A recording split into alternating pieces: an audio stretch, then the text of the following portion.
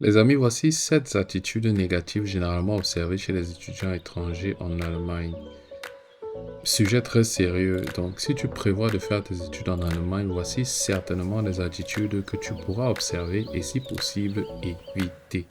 Mais avant de commencer, je tiens à préciser que cette vidéo n'est pas faite pour stigmatiser qui que ce soit.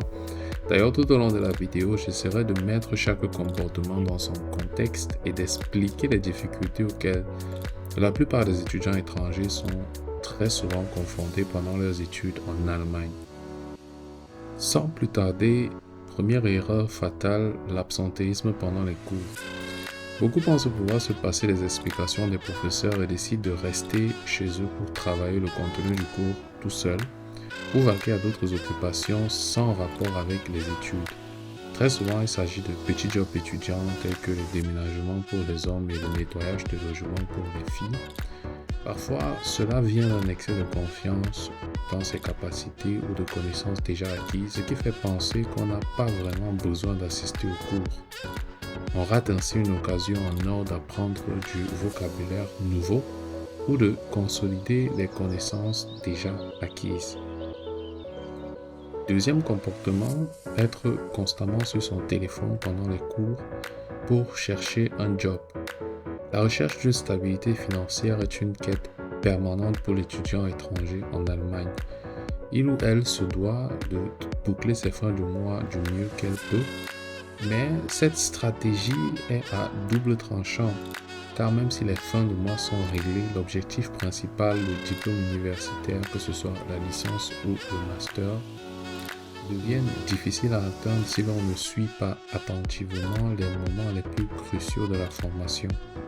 On perd ainsi l'occasion d'acquérir du savoir, de poser des questions en cas d'incompréhension.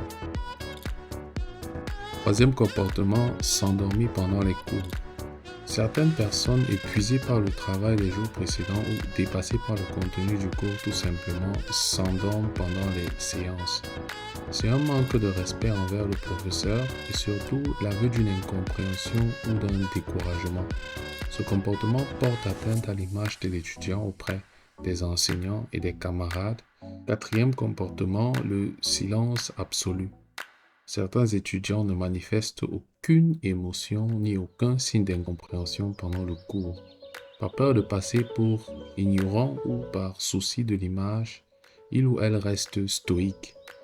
Pour le professeur, il est donc difficile, voire impossible, de savoir si ses étudiants comprennent le cours ou pas. Pour les intéressés, ce silence est un piège, car ne pas exprimer ses difficultés empêche d'obtenir de l'aide et nuit à la compréhension active du cours. Cinquième comportement, l'excès d'interaction hors sujet. À l'inverse des silencieux, certains sont trop interactifs, souriants, expressifs, mais au mauvais moment et sur le mauvais sujet. Ils chuchotent, débattent avec des camarades de thèmes passionnants, mais sans aucun lien avec le cours, perturbant ainsi la classe et se perturbant eux-mêmes. Sixième comportement, la dépendance aux outils numériques pendant le cours. Certains étudiants courageux, sans audace de demander de l'aide en présentiel, se retournent vers des ressources numériques telles que YouTube, les modèles de langage tels que ChatGPT.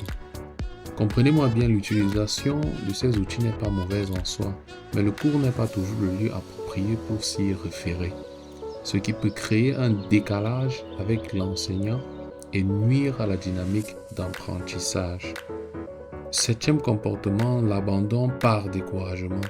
Une incompréhension prolongée et une accumulation de difficultés peuvent amener certains étudiants à quitter le cours, à rentrer chez eux ou à se consacrer à d'autres activités où ils ou elles se sentent plus compétents. On parlait précédemment du ménage et du déménagement, respectivement pour les filles et les garçons. Ce découragement peut devenir une habitude, arrêt progressif de la participation au cours et même un risque d'abandon total des études. Eh bien, que retenir de tout cela? Car cette vidéo ne vise pas simplement à décrire des comportements, mais aussi à donner des conseils. Une mauvaise organisation, des lacunes linguistiques, la timidité ou la peur de l'inconnu sont des freins majeurs au développement de tes capacités intellectuelles et à l'acquisition de nouvelles connaissances. Surtout quand on étudie dans un pays qui nous est étranger par la langue, les traditions, la culture. Dans la vidéo précédente, je te parlais justement de l'avantage des vereins, des associations, des clubs dans la vie des étudiants. Jette-y un coup d'œil pour découvrir comment, grâce aux associations et aux clubs, tu peux améliorer tes capacités linguistiques et ta connaissance de l'Allemagne. Je t'invite maintenant, si tu regardes cette vidéo, à adopter les comportements, les habitudes suivantes. Considère chaque cours comme important. Ne les manque pas sans raison valable. Si tu ne peux pas être présent à tous les cours, sélectionne les cours où tu peux t'engager pleinement et prends le temps de se les suivre sérieusement. Reporte les autres à un semestre ultérieur. Ça veut dire par exemple que si tu as 5 matières et que tu ne pourras pas effectivement assister à tous les cours de tes 5 matières, choisis-en peut-être 4, 3 où tu pourras être là constamment et suivre tous les cours afin que à la fin du semestre tu n'aies pas de difficultés avec tes examens. Prépare chaque cours à l'avance, identifie les concepts qui pourraient te poser problème et prends la peine de traduire les mots pour t'y familiariser avant le cours. Le cours est un moment d'échange entre le professeur et l'apprenant. Sois attentif, pose des questions à la moindre incompréhension et n'aie pas peur d'exposer tes lacunes. Le professeur est là pour enseigner, profite de cette opportunité et vise à comprendre au moins 80% du cours en présentiel, le reste pourra être approfondi à la maison. Ne pas comprendre le cours est un luxe que toi, étudiant étranger, ne peut tout simplement pas t'offrir. Sois actif et réactif, prends des notes, fais des calculs, teste des connaissances et assure-toi de vérifier ta compréhension jusqu'à être rassuré. Sois organisé, utilise ton temps de pause pour faire des exercices ou avancer sur des projets. Résiste à la tentation de bavarder en cours, surtout si tu es toi-même dans l'incompréhension, car cela ne nuira pas qu'à toi, mais aussi à ton voisin.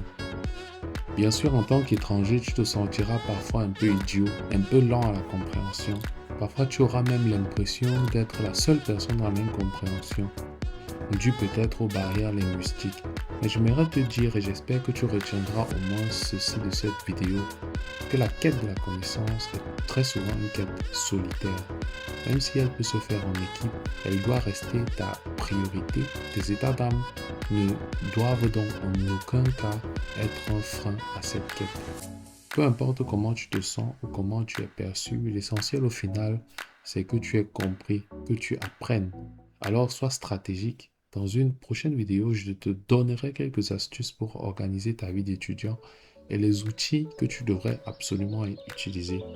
Si tu as d'autres astuces à partager, laisse un commentaire afin que tout le monde puisse en profiter. Il ne me reste plus qu'à te dire merci pour avoir écouté jusqu'à la fin. Bonne mise en pratique et à une prochaine vidéo.